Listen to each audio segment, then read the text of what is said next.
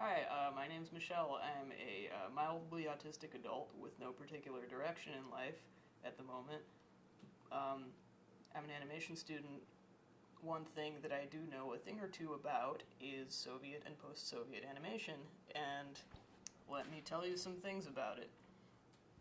One interesting thing that came up in the premeditating of this film was the use of potentially copyrighted materials, like clips from them, how long maximum those clips can be, and a thing that I realized was that in many of the clips from the shows that I would be wanting to show, there is already, I think, unauthorized copyrighted music being used. And this has actually been analyzed by somebody on VK so from this show, No Pagadi, which, this was a shampoo bottle, by the way, that I made into a bong in high school, and because I was born in the States and just grew up watching the cartoons but did not really understand the cultural subtext or context of any of these things, it was like this gateway to another reality. However, the fact that Soviet cartoons are something that I watched as a kid and then doesn't get, I don't see these characters on billboards, I don't see them on TV, blah, blah, blah. Like, you have to seek it out, leads me to be like, oh, shit, it's on a shampoo bottle, I have to have this shampoo bottle as like a memento of this thing that I don't see. Or even just, I have this like familiarity with the Russian language. If I were living there, it would just be like, oh, who cares? This is the language that I speak and hear all the time. But to me, it's a privilege to speak it and hear it. Another fun fact is that, like, so here what we would consider like an animated series, like it's gonna come out weekly.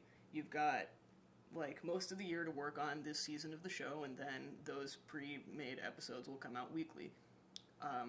In Soviet Russia, they were released like yearly, so Ну Погоди has had, there's a couple new episodes that were made in this millennium.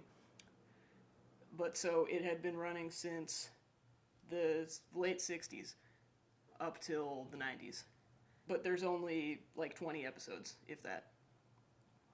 So not even yearly.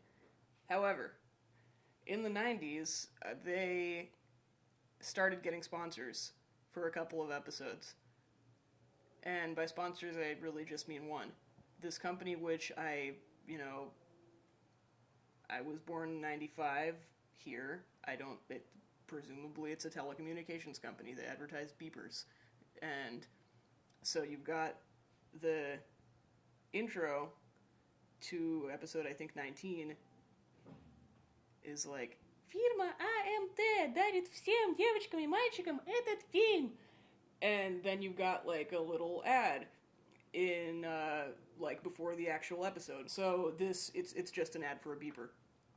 And this was in 2 or 3 episodes like this.